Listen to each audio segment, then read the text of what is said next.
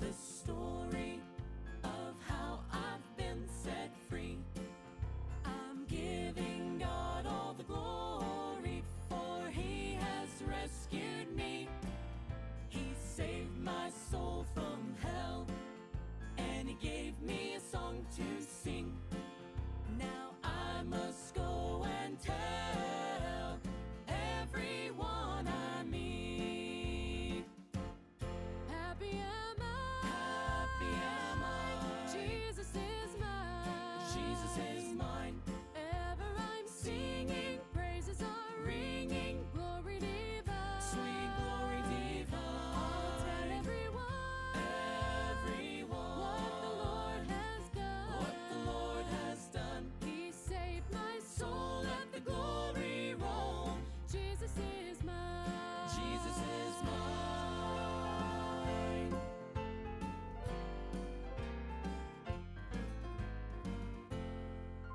It was a rugged cross on a hill called Calvary, where Jesus bled and bought me life and liberty.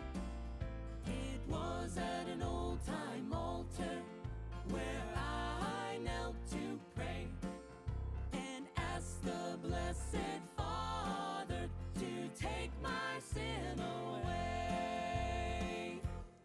Happy am I, Jesus is mine, Jesus is mine. Ever I'm singing, praises are ringing, glory divine, sweet glory divine. I'll tell everyone what the Lord has done. He saved my soul, let the glory roll. Jesus is mine, Jesus is mine. Happy am I, Jesus is mine, Jesus is mine. Ever I'm singing, praises are ringing, glory divine, sweet glory divine. I'll tell everyone what the Lord has done. He saved my soul, let the glory roll. Jesus is mine, Jesus is mine. He saved my soul, let the glory roll. Jesus is mine, Jesus is mine.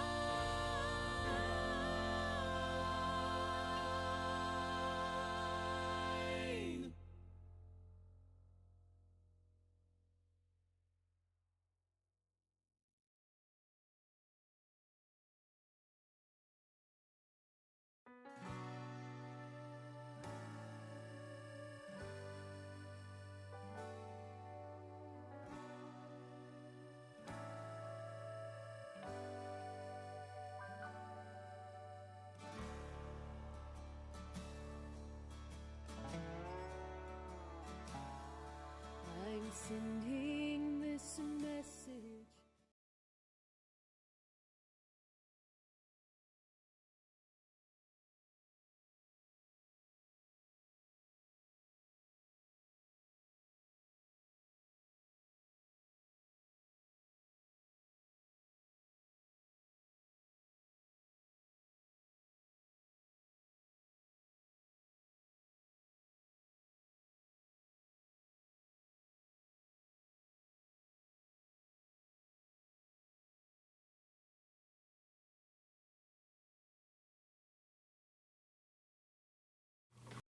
Well, good evening. It's good to be on with all of you tonight. I am sorry we're getting started just a little bit late. Had some computer difficulties tonight. The internet always works on 3 o'clock on a Thursday. It is always at 5:40 on Sunday night that things start to crash. So I apologize for that, but we are here now. So it is good to be with all of you. I wonder what prayer requests you have tonight. Glad to see you on here, Grandma and Sister Mary and Sister Judy. Glad to have all of you on here with us. For prayer requests, the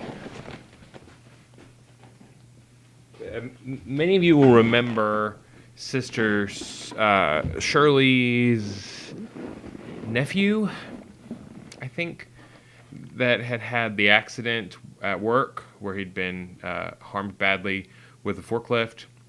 Unfortunately, his son is very sick, about 1 year old, I believe, and has got a muscular disease where his muscles are not developing and has been in the hospital and has now contracted MRSA. His name is Blaze. His dad is still opened up and stuck at home, not able to go to the hospital because of his injury a few months ago. And so his mom is staying at the hospital by herself. And just I know the Huff family would appreciate your prayers for them. Sister Mary mentions continued unspoken prayers for her, so continue to be in prayer for Sister Mary Fox.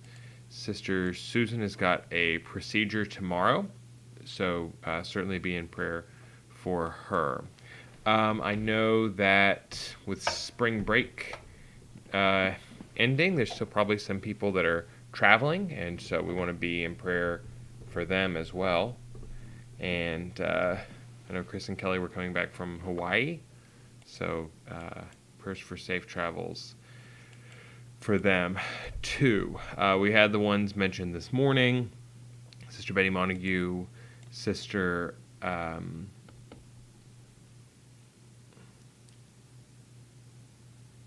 Vicky's friend Noelle on the dialysis and everything as well, and the ventilator. Yes, Noelle Hankemer. Sorry, I froze up on the name until just then. And she mentioned that is kin to the Hankemers here, Lisa and Brother Todd's sister-in-law, or sister, Hankemer. All right. Any other prayer requests you all have tonight? I know have people who continue to be on the job hunt, and so we certainly want to be in prayer for them as well. Good to see you, Sister Margaret. How's Brother Clovis doing? I hope that his pain and everything's under control and that you're doing well too. Praise report. We had a successful first day of having all of our kids' classes back. Really grateful for that. I know that Colleen taught one of the classes and had a good time. And so I'm sure Sister Debbie was excited to be able to get things back rolling, and we're looking forward to having things, everything else filled in too. So I am anxiously working on kind of a plan for centering a big push around when school starts back. I've got some ideas for that I'll be sharing as time goes by, and about making that, they used to call a friend day, where you challenge everybody in the church to invite someone to come with them for a particular big day. The most popular version of it right now is called Invite Your One, but it's the same thing. It's a pretty simple idea that you give out cards and have a group of people committed to pray for those, and so people invite someone to church, write down who it is on their card, turn it in so that the people who have volunteered to be the prayer team are able to pray for those people by name. And we build up over several weeks for a big Sunday where we hopefully have a good response from everybody. It is the Sunday after school starts back is what I'm thinking for that. And it's my intention right now. I'm still praying about it because I've got a couple of challenges on it. It's my intention right now to, on that Sunday, kick off a series that will go through the big picture of the Bible. So like a week on Genesis, on the creation, and then a week on the fall, and so on. So in a relatively short period of time, I want to tell the whole story of the Bible, similar to what we're doing with the devotions and on Sunday night. But after talking to some people, I feel like maybe some people that don't participate in this, or maybe just some people that could use a quicker version so that they can hold the big picture of the Bible in their mind and fit it all together. After our Bible study on Friday and some questions people had, I thought, well, maybe doing a series to clarify when and where things happened in the Bible to kind of put it in chronological order would be helpful. And maybe to a guest who has heard sermons but doesn't really know much about the Bible as a whole, maybe that would be something that would get their attention if they came and visited that Sunday, something that would make them want to come back. And so that is where I am. That's where I'm going right now. We'll see. I'm not committing to that just this second, but I hope that that's something that we can give a try. So it's definitely my intention to push a friend day when school starts back to help get back some of the people that we've lost, and maybe some other people as well. Make a big push then as things are getting back to normal. And so by then, certainly I would like to have everything in place. And so we're working on the best ways to do that. So just be in prayer that will be something we'll be able to work toward. And I will let you know. Let's see. What else do I know? Announcement-wise, prayer request-wise. We still need Easter eggs. Easter egg candy for the resurrection egg hunt. I made an event on Facebook for our Easter services, so click that you're going. If you click once, it says you're interested. If you click it again, it'll let you say you're actually coming, and that sounds great to me. I sure hope that you will do that. And then we will... lost my train of thought. I'm sorry, I was looking at this text. Anyway, put that you're coming and share it with your friends. Invite them to church and use that Facebook event as a way to invite people. That sure would be great. Glad to see Sister Margaret says that Brother Clovis is doing some better. Still needs to get his strength back. Brother Clyde and Sister Linda Berry have made it home safely. They were trying out their new RV, so I'm glad that they're home safe. All right, any other things going on? Remember, we've got business meeting coming up. Had a good building offering today. Be glad to be able to, next week, when we have the updated balance, be able to report that. We're just chipping away at it. Okay. If there's nothing else, then I am going to go ahead and pray, and then we're going to start rolling. Heavenly Father God, we thank you for this day. We thank you for the blessings that you give us. We thank you for those that you have blessed them in their lives and helped them with their jobs, with their families, God, with their health. But I know there's so many others that are still struggling. So I thank you for Brother Clovis and ask you to continue to strengthen and heal him, Father, but thank you for the progress he's already shown. I thank you, God, for the good news that Sister Susan had with her last doctor's appointment, and pray that this procedure tomorrow will be a positive one as well. I ask, God, that you would be with Blaze and his family, and with Sister Shirley's whole family during this time of difficulty. That you'd give healing when healing is your will. That you'd give peace above all. I thank you, God, for those that you've shown traveling mercy to, that have been able to come safely home, and ask that you'd be with those who are still on the road, and just bless them, guide them, and protect them as well. Father, I ask that you would be with these unspoken prayer requests, Sister Mary's, and I know there's others on people's hearts as well, that you know the details of them. And so, Father, we don't know all the names, we don't know all the situations, but we know that you do, and you know their heart, and you know what they need. And so we pray that you would act in each and every one of those situations. As we open up your word tonight, I pray that you'd give us clarity, that you'd give us wisdom, that you'd help us to apply it to our hearts and our lives, that we would be made more like your Son, Jesus, in whose name I pray. Amen. All right, beloved, let's get rolling now. We are finishing out Numbers tonight and starting Deuteronomy. So I'm going to do the last chapter, which we're going to study in Numbers chapter 35, and then I'm going to stop a little bit to talk to you a little bit about Deuteronomy. And I think that that will be helpful and productive. So bear with me as we switch over here. Numbers chapter 35. So let me place this for you once again. Numbers is a challenging section of the Bible that it takes place in the wilderness. Remember, the Hebrew title of it is In the Wilderness. So it takes place after the Exodus, which is about 1450 BC, and before they entered the Promised Land, which is about 1410 BC. Okay, they say 1400 because I'm not to the year confident about each of those. But around 1400 BC. So Jesus was born in about 4 BC. And so we're talking about 3,400 years ago. Israelites, because of their sin, were not able to enter into the Promised Land, and instead God sentenced them to spend 40 years in the desert or the wilderness. Remember that the Bible can translate that both ways, because it doesn't imply to us, like the word desert implies to us a place with no water. The word wilderness implies to us a place full of trees and wild animals. But actually, if you think about the word deserted, means there are no people there.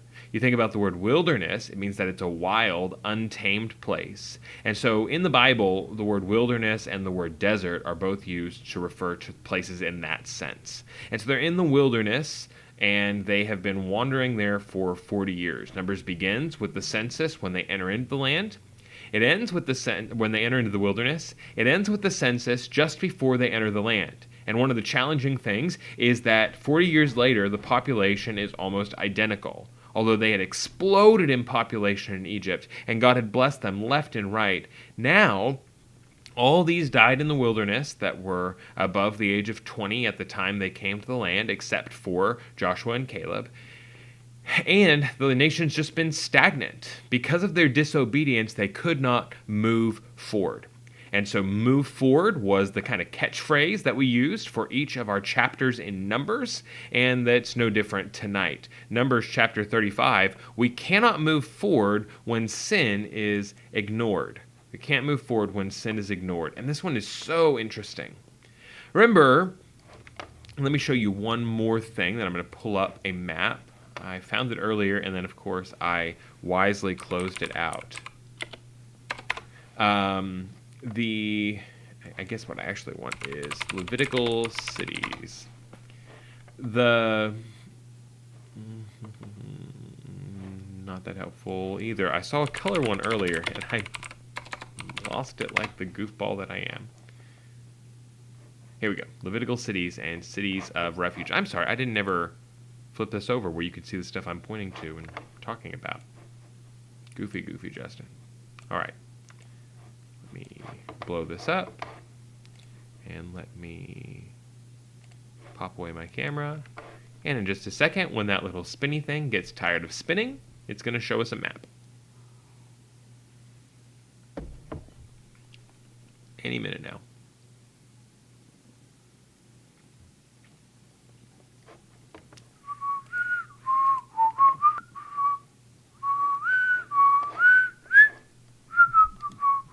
Okay, it's thinking. I may have to just come back to that. I'm sorry. It is one of those. Oh. Here we go. Okay. So here's Israel. When you're placing Israel on the map, I know that all of you know that what they called the Great Sea out here to the west of Israel is what we call the Mediterranean Sea. And if I zoom way out, to give you some places that we're familiar with, you see this is the northeast portion of Africa. Up here is Europe. You see Italy right there, shaped like a boot. Over here is Asia. So remember that Israel is the land bridge that connects these different places. And that's why it was such an extremely important place. Here, of course, is the Red Sea, and here's the Great Sea, the Mediterranean. Now, if we zoom in a little bit and we come to the land of Israel itself, just you'll see here, of course, we have the Sea of Galilee, which is really more of a lake, and then the Dead Sea down here, the lowest place on earth.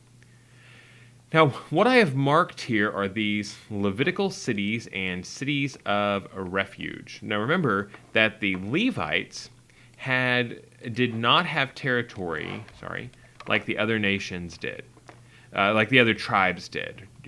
To jog your memory a little bit, remember Jacob had 12 sons, and those 12 sons correspond more or less to 12 tribes. So Israel was made up of tribes, and the tribes each had an ancestral homeland. When they got to the promised land, or when they get to the promised land eventually, it hasn't happened for us yet when we're in Numbers, but in Joshua, just actually a matter of days after the events that we're reading about here, they will enter into the promised land. And when they do, they will divide up the land based on their tribe. And so each place will have, each of the sons, his descendants, the area are named after him. So Judah's descendants are named, their tribe is named Judah. And then here, I'm sorry, this is a much better map. A much more helpful map for what I'm talking about. Maybe not a better map. But at least you can see the global context. So here's Israel. So Judah's descendants settled here, okay?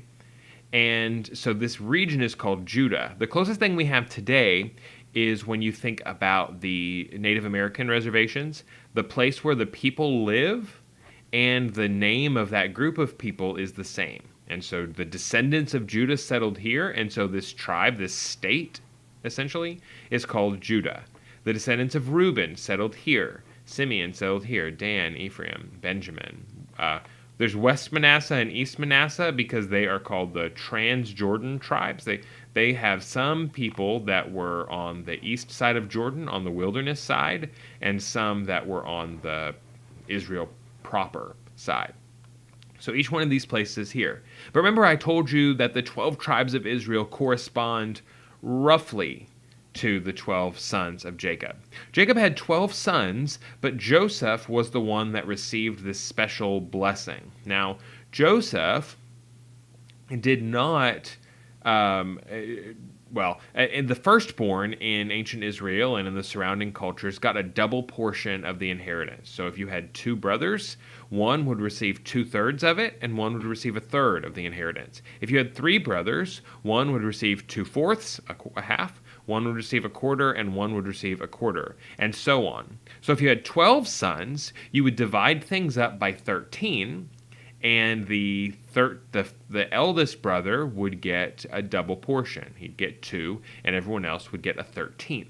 Now, in this case, though, it's not the eldest brother, it's Joseph, one of the younger, who is given the special blessing of receiving this birthright. And so his 2 sons each receive a section of the Holy Land. So they receive his inheritance is 2 tribes of land. Now, well, I've got that, then I've got 13 tribes, so I've got a problem. Well, the 13th tribe of Israel were the sons of Levi. The sons of Levi did not get land. They didn't get a territory. Remember the book of Leviticus? Leviticus? The Levites were the ones that included the priests and then a lot of other occupations that kind of surrounded the priesthood, the Levitical singers and the people that took care of the facilities of the temple, the tabernacle, and those sorts of things. So you had the Levites, and the priests were among the Levites. So the Levites did not have any land of their own. And so God made accommodation for that, and he gave the Levites certain cities. In each of the tribes, there were cities spread out. The larger tribes had more. But you see these green dots are Levitical cities. These are the cities that were given to the Levites. Rather than having one tribe altogether, the Levites were scattered throughout the land. That makes sense, especially before the temple is built. Remember, the temple that is ultimately going to be built in Judah, in Jerusalem, is right here, is not going to be built for hundreds of years. And so the people would worship in different places. And so they had Levites throughout the land. Now, what we're reading about today, separate from that, is that the Levites also received some cities that were called cities of refuge. They were responsible for the cities of refuge. Now today, in Texas, for example, if you killed someone unwittingly, then the consequence might be nothing, right? If it was an accident, it might be you might get off scot-free. If it was self-defense, it might be nothing. If it was negligent, you might pay a fine. If it's murder, you might go to jail or you might get the death penalty. In Israel, nobody who killed someone else got off scot-free. And that's an interesting thing to us, isn't it? You say, what if it was self-defense? What if it was an accident? There was still a consequence. Now, the consequence was not the death penalty. If they committed murder, premeditated murder, it was the death penalty. But if they committed what we would call manslaughter, then the penalty was quite different. The penalty was that they had to leave their land and go and live in what was called a city of refuge. So Numbers 35 starts to lay this out. He says, "Command the children of Israel that they give unto the Levites of the inheritance the possession of the cities to dwell in. And ye shall give also unto the Levites suburbs for the cities round about them. And the cities shall they have to dwell in, and the suburbs of them shall be for their cattle, for their goods, and for all their beasts." They get these cities, and they get a certain distance around the cities. Then it says, "And among the cities which ye shall give unto the Levites shall there be 6 cities for refuge." 6 sanctuary cities, which you shall appoint for the manslayer, that he may flee thither, and to them you shall add 42 cities. So there's 42 cities that were Levitical cities, and 6 additional cities, so 48 altogether, that were cities of refuge. And these cities of refuge were a place for someone who had committed manslaughter to go live. Now, this is strange to us. So let's read about these cities of refuge. "The Lord spake unto Moses, saying, Speak unto the children of Israel, and say unto them, When you come over Jordan into the land of Canaan, then ye shall appoint you cities to be cities of refuge for you, that the slayer may flee thither, which killeth any person at unawares." So you accidentally kill someone. "And they shall be unto you cities for refuge from the avenger, that the manslayer die not, until he stand before the congregation in judgment." So when someone died, one of their relatives would be appointed the avenger of blood, and they would go to execute the murderer of their loved one. It says, "But in these cities of refuge, the manslayer could go and hide and wait out and be protected from the avenger of blood until his trial." And he says, "You shall give 3 cities on this side of the Jordan, and 3 cities you shall give in the land of Canaan, which shall be cities of refuge.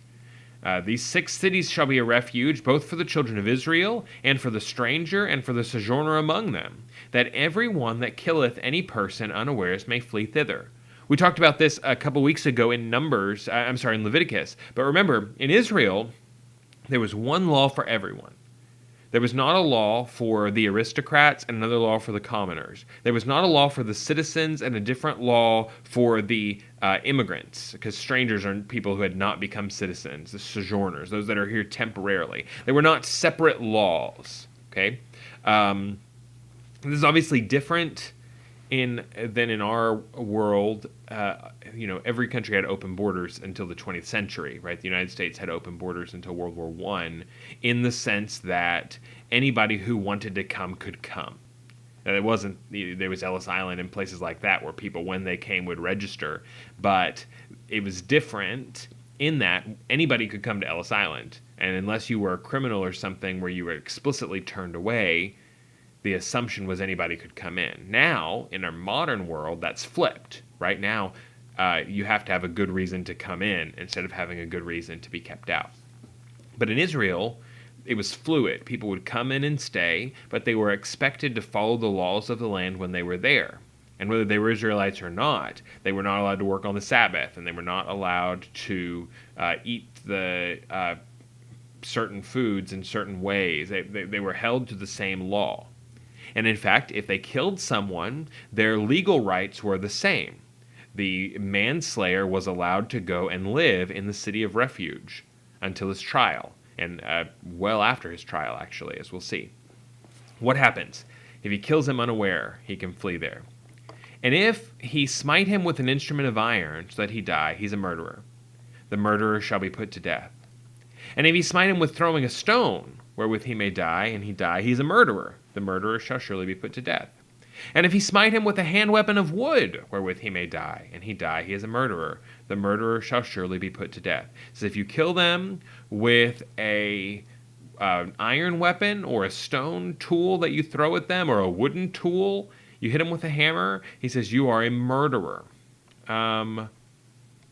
If he thrust him of hatred, or hurl at him by lying of weight that he may die, or in enmity smite him with his hand that he die.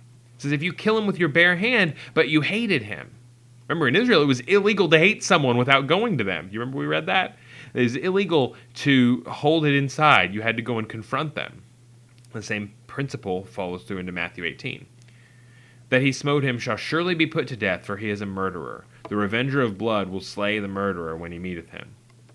But if he thrust him suddenly without enmity, or have cast upon him anything without laying of weight, or with any stone wherewith a man may die, seeing him not, and cast it on him that he may die, and was not his enemy, neither sought he harm.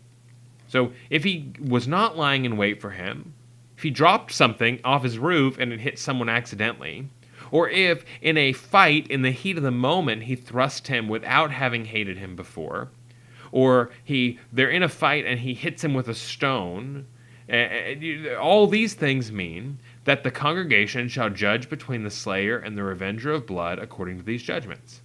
And the congregation shall deliver the slayer out of the hand of the revenger of blood. And the congregation shall restore him to the city of refuge whither he was fled, and he shall abide in it unto the death of the high priest, which was anointed with the holy oil. So if you committed manslaughter, it was your responsibility to run to the city of refuge, to go turn yourself into the city of refuge. And there would be a trial where they would evaluate, was it manslaughter or was it murder? If it was murder, you were executed.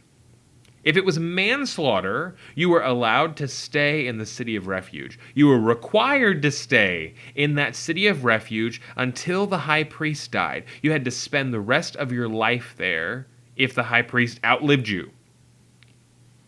But the slayer, if the slayer shall at any time come without the border of the city of his refuge, whither he was fled, and the revenger of blood find him without the borders of the city of his refuge, and the revenger of blood kill the slayer, he shall not be guilty of blood, because he should have remained in the city of his refuge until the death of the high priest. But after the death of the high priest, shall the slayer return into the land of his possession. Is this bizarre? Do you see what's going on here? He says, if you killed someone accidentally, or you killed someone in the heat of the moment, if it's manslaughter and not murder, you have to run to the city of refuge, and if it's been verified that you truly were a manslayer rather than a murderer, you have to stay in the city of refuge until the death of the high priest. And if you leave, you can be killed, and the avenger of blood, the relative of the one you killed, will not be guilty. But if the high priest dies, then you're free. Why is this? Why does God not allow this to happen? Why does God set these kind of what seem to us like bizarre standards that he would allow that he would hold someone who killed someone accidentally to such an extraordinary level? In fact, here in our world, we value self-defense a lot, right? We value it to an extreme degree. But here, somebody who committed self-defense, murder in self-defense, was still responsible, or killed someone in self-defense, was still responsible to the extent that they had to be shut away. Now, let me make it a little bit more for you. You weren't just guilty if you killed someone like this. Look in Deuteronomy 22:8. He says, when thou buildest a new house, then thou shalt make a battlement for thy roof, that thou bring not blood upon thine house, if any man fall from thence. How about this? He says, if you build a new house, and you don't build a parapet on your roof, a battlement, a little wall, right? Surely we can find a picture. If you don't build a parapet on your roof, and someone falls off your roof, then you have to flee to the city of refuge because now you've got blood guilt. You see what I'm saying? I mean, this is extreme, it seems like to us. What in the world is going on that he says you've got to flee to the city of refuge even if someone is killed because on your roof, and of course they use their roof for entertaining, and it was like a balcony. If you had a balcony, essentially, and you didn't put a rail on it at your own expense, you were guilty of manslaughter, and you had to go and stay in the city of refuge until the death of the high priest. And if you left, you would be killed. You can see here, yeah, that's a pretty good ground plan of one of these places. Let me zoom it in for you here. Okay. Hopefully you can see that. So you had this kitchen area and then a stairway that would bring you up here, and then it had a flat roof, and you can see even on the drawing that little parapet, right? This little railing to keep somebody from falling down. And if they did fall down, that was manslaughter. So let's look and see, because God actually explains exactly why he places this high standard. He says in verse 33, "So you shall not pollute the land wherein you are, for blood it defileth the land. And the land cannot be cleansed by the blood that is shed therein, but by the blood of him that shed it." Let me go back up a little bit further, I'm sorry. He says, "Whoso killeth any person, the murderer shall be put to death by the mouth of witnesses, but one witness shall not testify against any person to cause him to die." So, to convict someone of murder and execute them in ancient Israel, you had to have at least 2 or 3 witnesses. One witness was not enough. But look what he says. It says, "Moreover, you shall take no satisfaction for the life of a murderer, which is guilty of death." In our world, if you kill someone by negligent homicide, you may get a fine. You have to pay a financial fee for your crime. In Israel, God's very clear. You cannot pay for a human life. This is the sanctity of human life. You cannot trade someone's life for money. If someone commits a crime, there's no amount of community service, or if somebody takes someone's life, no amount of community service or no amount of financial penalty or no amount of imprisonment will solve the problem. He says he's guilty of death. He shall surely be put to death. You shall take no satisfaction for him that is fled to the city of refuge, that he should come again to dwell in the land until the death of the priest. He says, and if he's a manslayer, you can't let him pay a penalty to get out of the city of refuge early. Until the high priest has died and there's the transition to a new high priest, there's no exceptions, there's no leaving. You cannot lighten the penalty of a human death with money. God takes this very seriously. "So ye shall not pollute the land wherein you are, for blood defileth the land. And the land cannot be cleansed of the blood that is shed therein, but by the blood of him that shed it." The only thing that can solve the problem, God says, your whole nation is contaminated. Okay? He says, this land is polluted. Your land is polluted by your sin. The whole nation is responsible. And he says, the only thing that will bring about the cleansing of that land is the death of the murderer. And he says, so in the case of someone who is a manslayer, you can't just ignore it.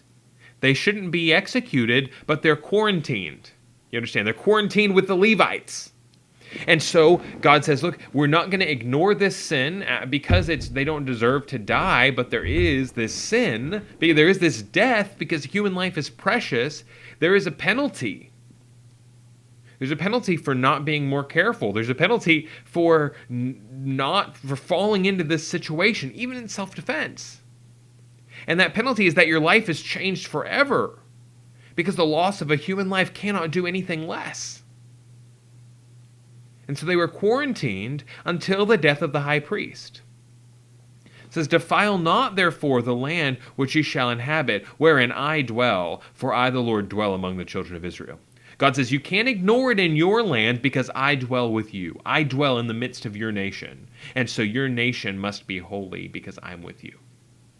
So look, we can't move forward when sin is ignored.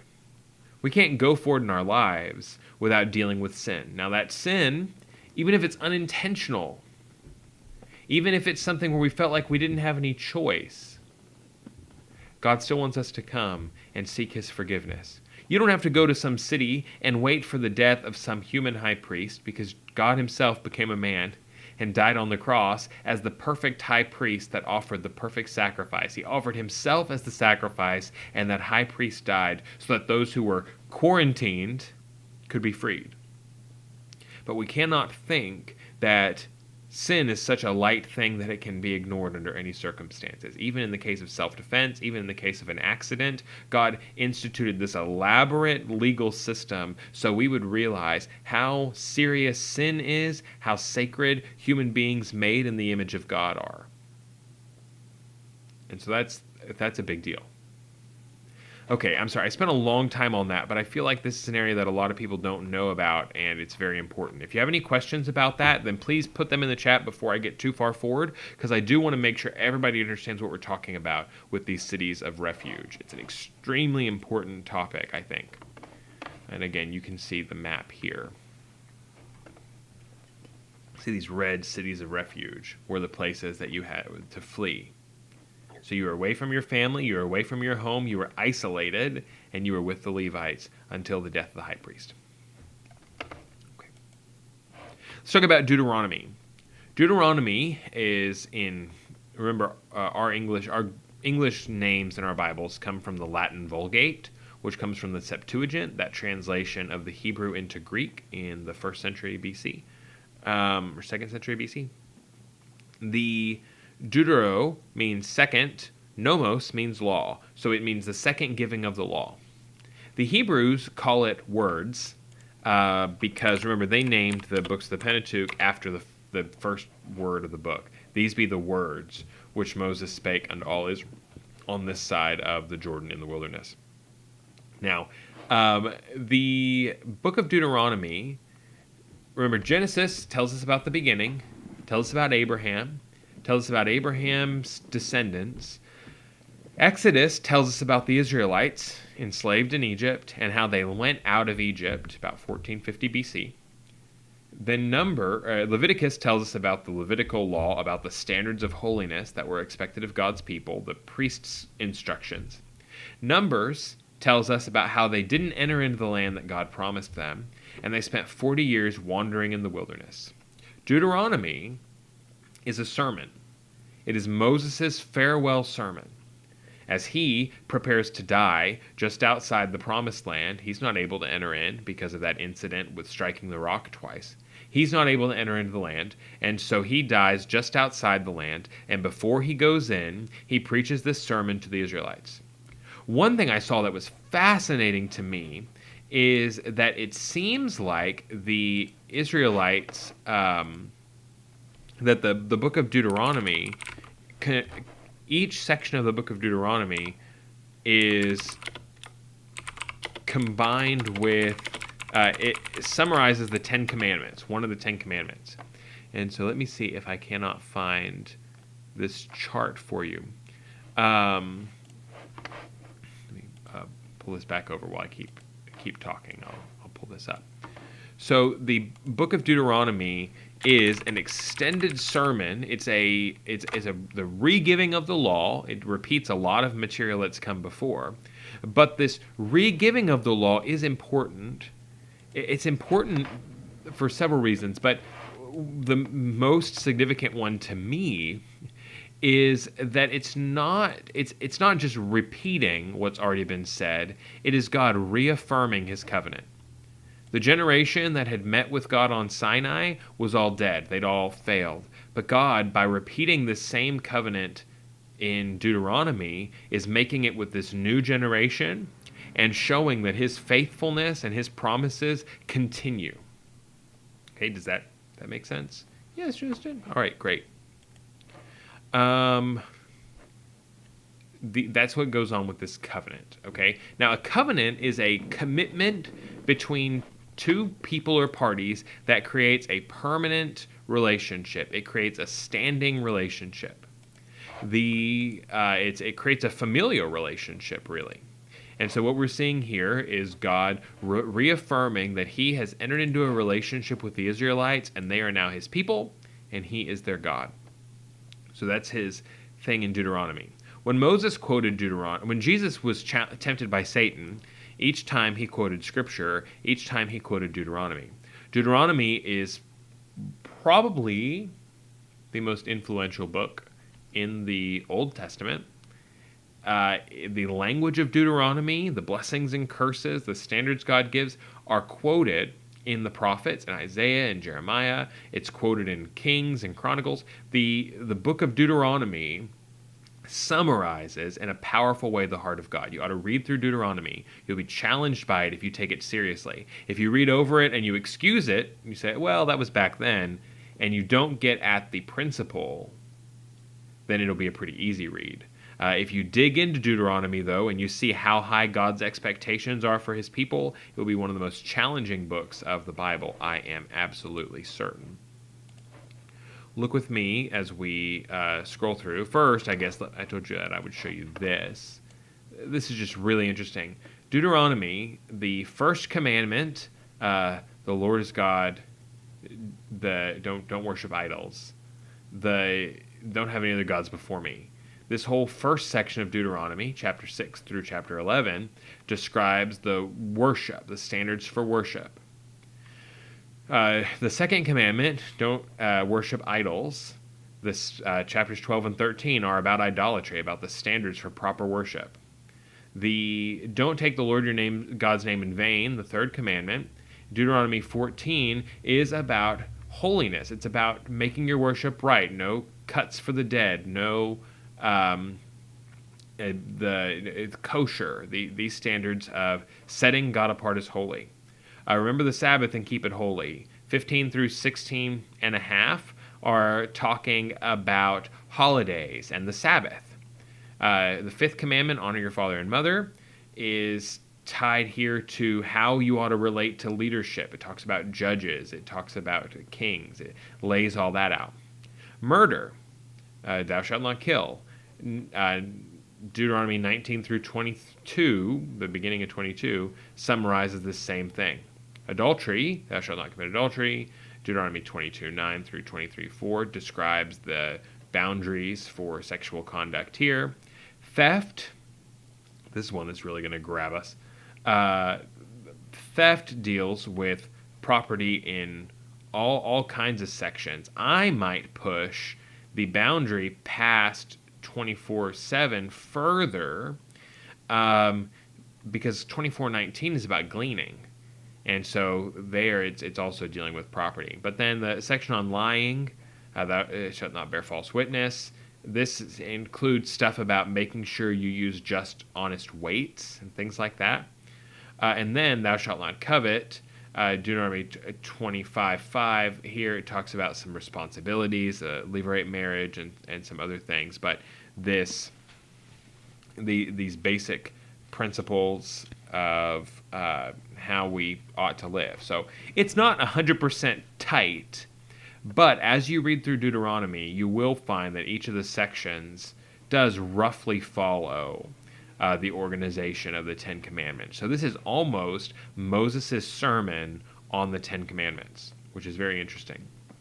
And you also can't help but notice that there, in this middle section of the book, there's 20 chapters. There's a little introduction and a little conclusion.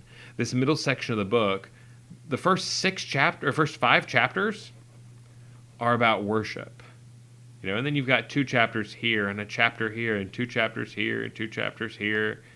And then 3 chapters on murder, and a couple chapters here, and a couple chapters here, and a couple chapters here, and a couple chapters here. You see very clearly the emphasis is here, that the longest section is on proper worship, because when our relationship with God is right, everything else falls into place. All right, Deuteronomy 6. All right, I've got to zoom. Now these are the commandments, the statutes, and the judgments which the Lord your God commanded to teach you, that you might do them in the land whither you go to possess it, that thou mightest fear the Lord thy God, to keep all his statutes and commandments which I command thee, thou and thy sons' sons, all the days of thy life, then that thy days may be prolonged. Hear therefore, O Israel, says listen up, and observe to do it, that it may be well with thee, and that ye may increase mightily, as the Lord God of thy fathers hath promised thee, in the land that floweth with milk and honey. Hear, O Israel, the Lord our God is one Lord, and thou shalt love the Lord thy God with all thy heart, with all thy soul, and with all thy might. This is the foundation when he begins in Deuteronomy repeating the law. And he begins by the importance of that first commandment, thou shalt have no other gods before me. He begins with this instruction, you will love the Lord your God with all your heart, all your soul, all your might. When they came to Jesus and they said, Lord, what's the greatest commandment? Jesus said, love the Lord, your God. And then he said, the second is like it, love your neighbor as yourself. And we'll talk about that as we go as well. What I want you to see here, though, is that this love, this devotion to God, has to be complete. And that everything else in God's covenant, everything else in God's expectations and blessings on his people, flow out of this, flow out of love. So obedience to the covenant begins with love. Then he goes on, he says, teach it to your children. It's a very important chapter, Deuteronomy 6. I know that you will be blessed when you read that this week. Deuteronomy 9 now, our Wednesday reading. God's covenant is all of grace. I love this. He says, Hear, O Israel, thou art to pass over Jordan this day, to go in to possess nations greater and mightier than thyself, cities great and fenced up to heaven, a people great and tall, the children of the Anakims, whom thou knowest, and of whom thou hast heard say, Who can stand before the children of Anak? Understand therefore this day, that the Lord thy God is he which goeth over before thee. As a consuming fire he shall destroy them, and he shall bring them down before thy face. So shalt thou drive them out, and destroy them quickly, as the Lord hath said unto thee. Speak not in thine heart, after that the Lord thy God hath cast them out from thee, saying, For my righteousness the Lord hath brought me in to possess this land. He says, don't say, wow, God has given this land to me. I am so good. He says, do not mistake God's blessings with your excellence.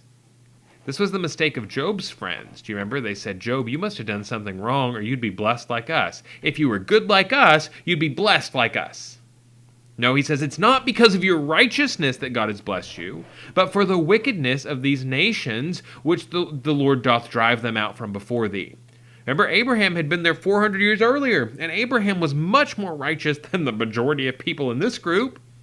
But God said, it's not time for you to possess this land yet, for the iniquity of the Amorites is not yet full. God said, I know they're going to keep sinning, and eventually it will be just and right for me to drive them out of the land. He said, that time's not yet. So now, 500 years later, speaking to Abraham's descendants, God says, you have inherited this land now.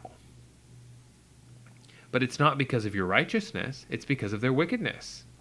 Not for thy righteousness or for the uprightness of thine heart dost thou go to possess their land, but for the wickedness of these nations the Lord thy God doth drive them out from before thee, and that he may perform the word of the Lord, which the Lord sware unto thy fathers, Abraham, Isaac, and Jacob.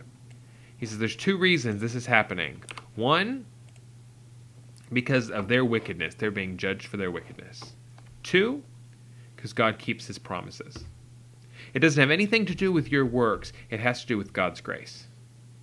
That was true in Deuteronomy. We think sometimes of the Old Testament as being all about law and obedience and regulations. But in fact, the Old Testament is about grace too. The Pharisees didn't get it. Jesus says, you search the scriptures, you don't realize these are they which testify of me. They search the scriptures and don't understand.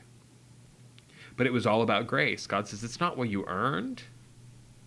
It's this grace that I'm showing you. It's you're receiving it. He says, God's giving this to you not for your righteousness. You're a stiff-necked people. God's giving it to you because he promised that he would. It's his word. And that's true for us too. Okay, Deuteronomy 15. God's covenant overrides all of our other relationships. this is every 7 years. At the end of every 7 years, thou shalt make a release. And this is the manner of the release. Every creditor that lendeth aught unto his neighbor shall release it. He shall not exact it of his neighbor or of his brother, because it is called the Lord's released. Of a foreigner thou mayest exact it again, but that which is with thy brother thine hand shall release, save when there shall be no poor among you. For the Lord shall greatly bless thee in the land which the Lord thy God giveth thee for an inheritance to possess it, only if thou carefully hearken unto the voice of the Lord thy God, to observe to do all those commandments which I command thee this day. Basically, the year of release, every 7 years, all debts were forgiven. Anything you owed another Israelite, you had to forgive at the end of 7 years. And that was it. It was the Lord's release. You may have a relationship, somebody may owe you something, you may be entitled to something, but your obedience to God overrides that. God's grace and mercy to you and me overrides any expectations we can have of justice from someone else. This is over. All of our other relationships are controlled by our relationship with God. So after 7 years, any debts were forgiven. You say, well, when it got close to 7 years, I just wouldn't pay out any debts. I just wouldn't loan anybody anything. God says, nope, that's illegal. If there be among you a poor man of one of thy brethren within any of the gates in thy land, which the Lord thy God giveth thee, thou shalt not harden thine heart, nor shut thine hand from thy poor brother. But thou shalt open thine hand wide unto him, and shalt surely lend him sufficient for his need in that which he wanteth. Beware that there be not a thought in thy wicked heart, saying, the 7th year, the year of release, is at hand, and thine eye be evil against thy poor brother, and thou givest them not, and he cry unto the Lord against thee, and it be a sin unto thee. So don't let your wicked heart think for a moment, no, I'm not going to loan this to him because I won't get paid back. Don't do that for a moment, because your poor brother needs your help, and when he cries unto God against you, God's going to take his side. Thou shalt surely give him, and thine heart shall not be grieved when thou givest him. The Lord loveth a cheerful giver. Because that for this thing the Lord thy God shall bless thee in all thy works, and in all that thou puttest thine hand unto. He says, look, you will receive this for this reason. You'll give to him, and you will be glad when you give to your brother in need. You will be glad when you give, even knowing that they will not be able to repay you and will not be obligated to repay you, because you can't outgive God. He says you'll be excited. You won't be grieved when you do it. It'll be an opportunity, because when you're faithful, God will bless you in all your works. You can't outgive God. So don't worry about if your neighbor's going to pay you back, because God will pay you back. He says, for the poor shall never cease out of the land. You say, well, he said a minute ago you won't have any poor among you. He said you won't have any poor among you if you're obedient. He says you're never going to be that obedient. So he says the poor will always be there. Therefore I command thee, saying, thou shalt open thine hand wide unto thy brother, to thy poor, and to thy needy in thy land. In fact, after 7 years, slaves were freed. You have all these things. The year of release. And that is the idea of Deuteronomy 15, that our relationship with God overrides everything else. Maybe you had a contract with someone and they made a commitment to pay this money back to you. But your obligation to God outweighs that. All right, finally, Deuteronomy 24 follows in this same vein. Covenant blessings do not belong to us. All the good stuff that God gives you does not belong to you. So look in places like chapter 24, verse 6. No man shall take the nether or the upper millstone to pledge, for he taketh a man's life to pledge. You loan somebody money, you can't take their millstone that they would use to grind their daily bread. Either one, the upper or the lower. You can't take it, because then you would be taking their life as a pledge. And remember, money and life are never interchangeable.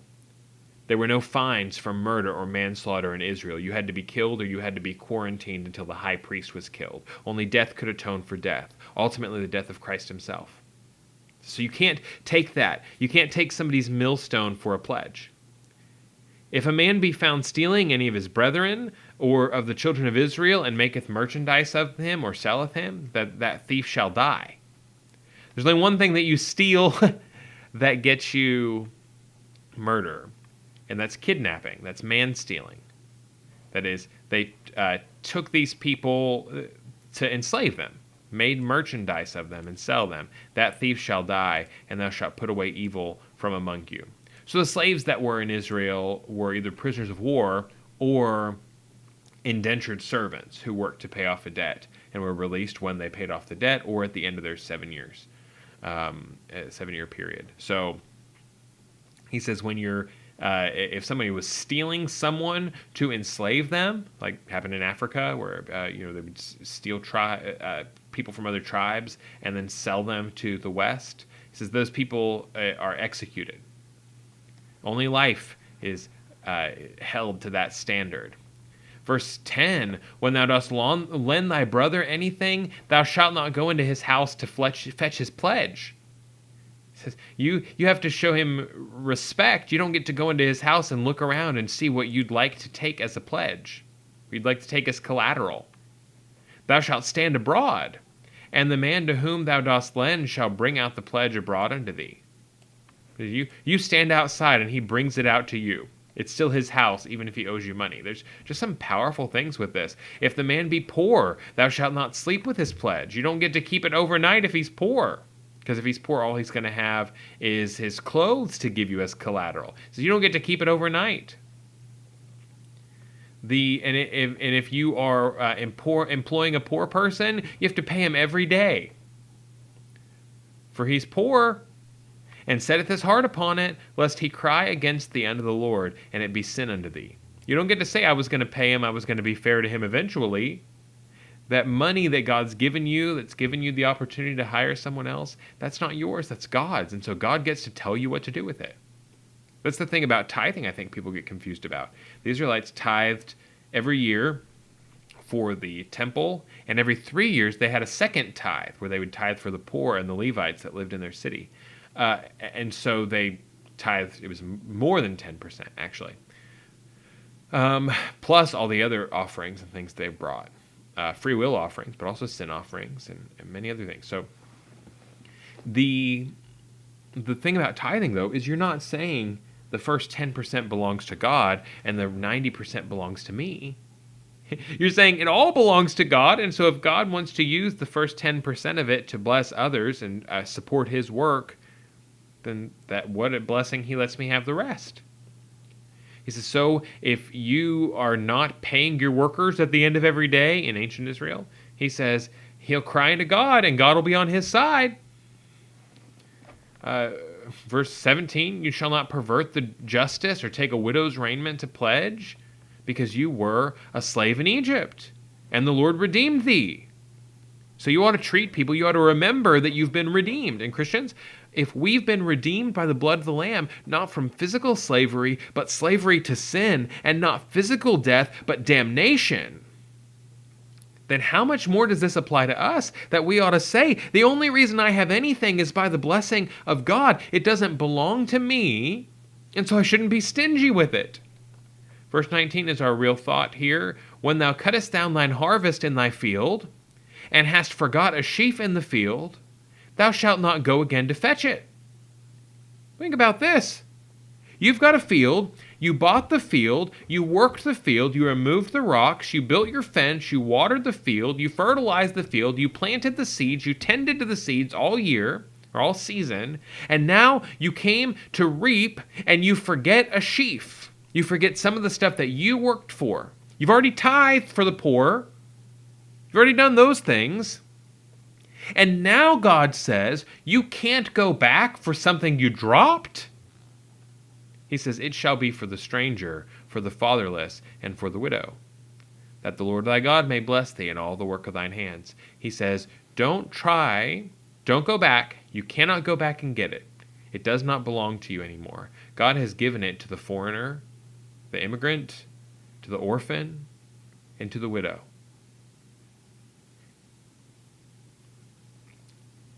Because you can't outgive God. He says, if you're faithful to do this, then God will bless you. And the 90%, we say that 90% goes farther than 100% when you're tithing. How about this? When you don't go back and squeeze out every bit of your field that you could get, you don't squeeze every bit of profit that you could get, and this is on top of their tithing. When you don't go in and squeeze every little bit you can get out, God will bless you more with what you take than if you had tried to scoop it all up. When thou beatest thine olive tree, thou shalt not go over the boughs again. It shall be for the stranger, for the fatherless, and for the widow. He said they would beat the olive tree with something on the trunk to shake the olives loose. He said, but you don't get to climb up there after that and try to make sure you've got every olive. Those olives now belong to the immigrant, to the orphan, and to the widow. When thou gatherest the grapes of thy vineyard, thou shalt not glean it afterward. You gather the grapes of your vineyard. You don't get to go back and make a second pass and make sure you didn't lose anything. Because it belongs to the stranger, the fatherless, and the widow. And thou shalt remember that thou wast a bondman in the land of Egypt. Therefore I command thee to do this thing. See, our stuff, covenant blessings, do not belong to us. Things we have because of our relationship with God ultimately belong to God. And God says, I want you to be open-handed. You take care of others, and I'll take care of you. Now, we don't have gleaning laws and stuff today. Most of us don't work in agriculture. But I think there's some similar principles. If you own a company and you want to try to figure out how I can squeeze out every dollar of profit I can from every person who comes through, that's not what God's asking of you. God says, especially when you're dealing with the poor, the disadvantaged, I want you to leave some for them. Gleaning was important too, and I'm out of time already, I'm already over, but gleaning was important too because it wasn't a handout. There were handouts. Remember the tithe every year, or the tithe every 3 years was gathered up for the poor in the city. So every year they would take it to the temple, and every third year, in addition to taking it to the temple, they would also tithe just for the poor. There was that handout for people in a crisis, but the general means of support was that they would get up and they would work. They would go and harvest what was left over on the corners of the field, and they would harvest the grapes and the olives that were left behind. They would have the dignity of going out and working for it and getting it themselves, and yet the charity of the landowner giving that opportunity because God said it belongs to them. It's not all yours. What a challenging passage. I don't know how you apply gleaning to everything in our lives, except to say that our stuff is not our stuff. It all belongs to God. And if we live life with that attitude, then when something comes into us, we will not get so obsessive and idolatrous about it. And when we lose it, we won't be heartbroken. We'll rejoice. So Numbers 35, tomorrow's reading. We cannot move forward when sin is ignored. Deuteronomy 6, obedience to the covenant begins with love. Deuteronomy 9, God's covenant is all of grace. It's not about what we earn, it's about what he gives us. Deuteronomy 15, God's covenant overrides all of our other relationships. And Deuteronomy 24, covenant blessings ultimately do not belong to us. Well, thanks for your kind attention tonight. I know that was a lot. If you have any questions or comments or anything else, then don't hesitate to let me know. I would love to try to answer anything which I can. I think that it's just this is going to be some incredible reading, I think, this week. It's just some powerful, powerful material. As we see the way that Deuteronomy shows that our relationship with God affects all of our lives. And if we took this stuff seriously and tried to apply it, then we'd be more generous, we'd worship more enthusiastically, we would just live, I think, with a heart full of love for God, all of our heart, all of our mind, all of our strength, the heart of gratitude, dealing with sin as it comes up, no matter how it comes up, and serving him in all that we do. All right, thanks for your kind attention. God bless you. We will see you Wednesday night at 7.